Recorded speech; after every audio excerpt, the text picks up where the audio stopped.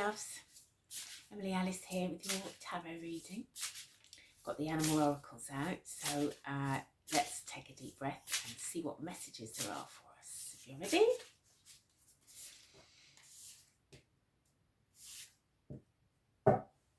Wow.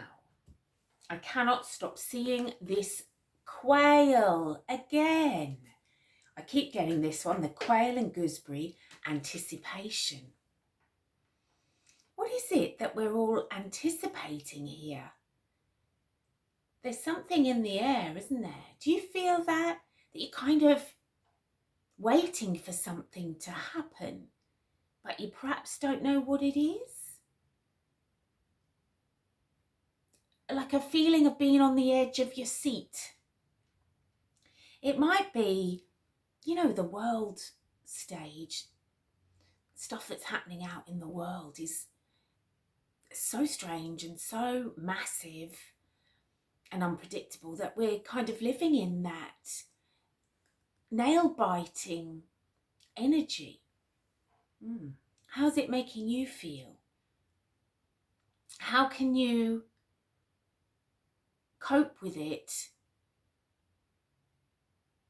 and live peacefully whilst there's this kind of anticipation in the air?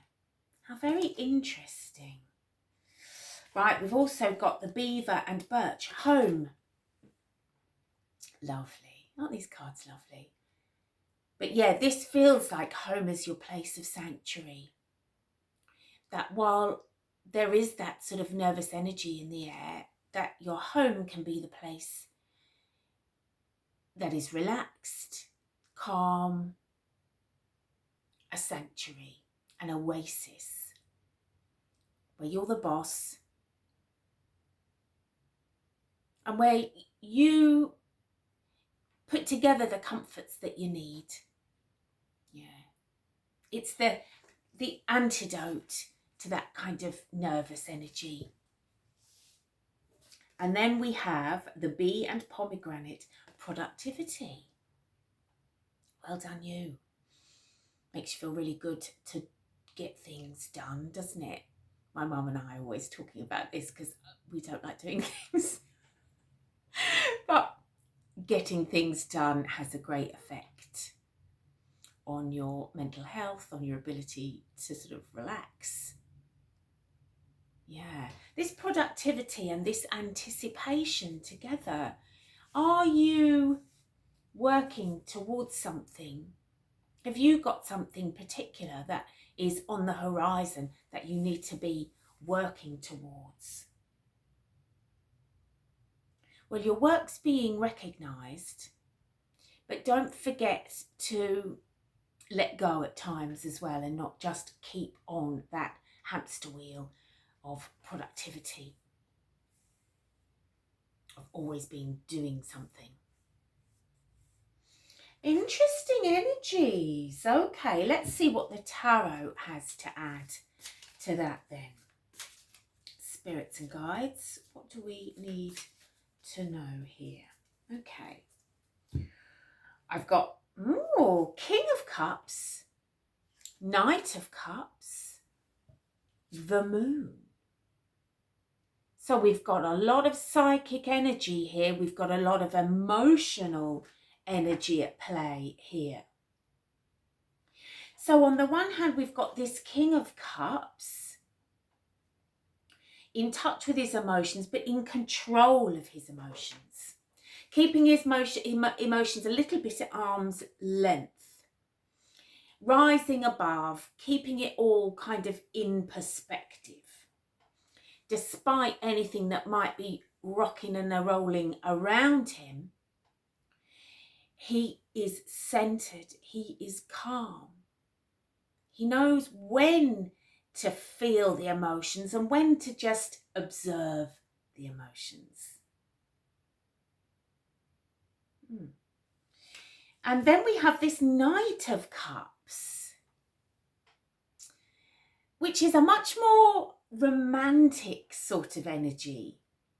This is much more about following your heart, about embracing changes that might be offered. This Knight is coming forward with a proposal. So, do you have two opposing suitors here? One perhaps more mature energy, a little bit aloof. The other a younger energy, a much more forward kind of energy, coming in on a white horse with roses to offer you something. A bit more energy here, a bit more idealism here. This is a very grounded sort of energy, emotions knowing their place, emotions that are thought about and measured, whereas this is much more excitable energy, a bit unpredictable energy, a bit kind of romantic and, what's the word I'm looking for? Spontaneous. How interesting. However, the third card coming up in this little trilogy is the moon. Now, this moon is encouraging you to trust your intuition, to dive in, to immerse yourself in the emotions, but also to trust your intuition. The path forward might be a little bit obscured from your vision. You might not be able to clearly see the path ahead. And this card is asking you to trust yourself, trust your higher self, trust your gut, but trust that the universe has a divine plan for you too. And that deep down, you know that plan. Deep down, you know the path forwards. A bit like the Hermit card.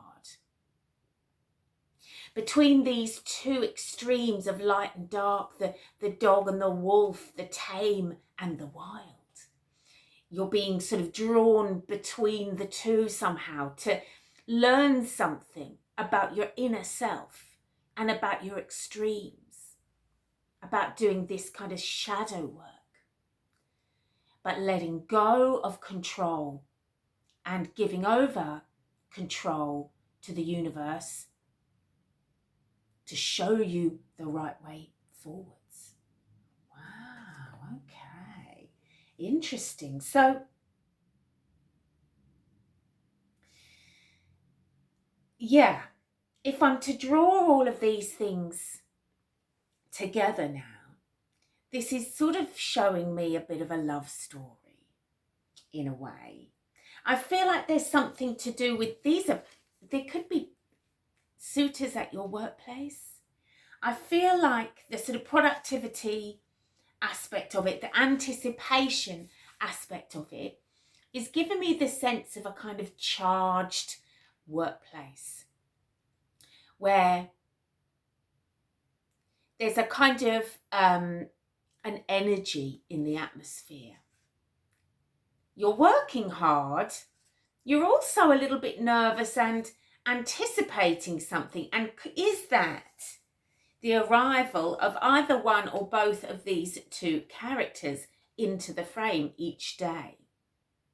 Both seemingly interested in you, offering slightly different proposals here. And it's truly up to you to kind of just trust that you'll make the right decision on the way forwards. Which one of them do you choose? The path isn't clear and it isn't obvious. There isn't a clear choice here. So you are going to have to trust your intuition, your emotions. However, if this isn't a romantic reading for you and you're not here for a romantic bit of guidance, then these are kind of aspects of yourself, your divine masculine. And they're asking you to carry on working on this thing, being productive, on this thing that is really a kind of a passion project. Keep following your heart down that road, even if you're not seeing the immediate payback and success that you would love, keep your emotions in check. Keep following that path, but don't let yourself become despairing about it or kind of be overthinking and going down into a deep tunnel of doubt. Stay positive. Keep that energy of anticipation in the air going. That anticipation is your mind seeing a future success and already being excited about it. How about that? Your brain, your soul, your intuition is picking up on something that's already happened and has been a very big success for you. So keep going. Keep working on it. Let that anticipation turn into energy and more productivity, into creativity. Keep following your heart and keep doubt at bay. Okay, let's get an oracle from the Druid animals as our final message. Okay, Druid animals, what more can you tell us today? Right, ooh, we've got the otter. Bit like that beaver, I guess. Beaver and birch, both sort of aquatic animals. Are these aquatic mammals? No, maybe they lay eggs, I'm not sure. What do you call these kind of aquatic but furry? So this otter, let's see, what does the otter have to tell us? It's an interesting reading, this one. Interesting energy. I feel that it is sort of looking at something in the future. That anticipation coming through there is really grabbing me today, even though we keep drawing that card together, don't we? But there is something here about what you're working towards has already found success. Put some specs on for this one. Apologies. Right. Otter. Ah, here we are. It's a chance for me to speak some druidic again. Doran is an otter. Doran. Doran invites us to play, to go with the flow of life and experience, to become a child again. Allow yourself the freedom and pleasure of relaxing and letting go of all your daily concerns. Doran could be prompting you to take a day or a weekend out of your usual routine, to do something purely for fun. Your practical self may tell you that you cannot afford the time, but deep down you know that you need to take care of yourself to be of real value to others. Someone may even be coming into your life who will show you how to play again. Something you may have forgotten as you accepted the responsibilities of growing up. Doran shows us that being playful can even lead us to catch the salmon, the fish prized by the Druids as the totem of wisdom. Drawing this card also confirms in us the sense that we are truly protected. Wow. So yeah, have some fun. Follow your heart. Life is worth living. And you are ultimately protected by this wonderful druid animal. All right, my loves, well, that's your message. I hope you enjoyed it. I'll see you again next time.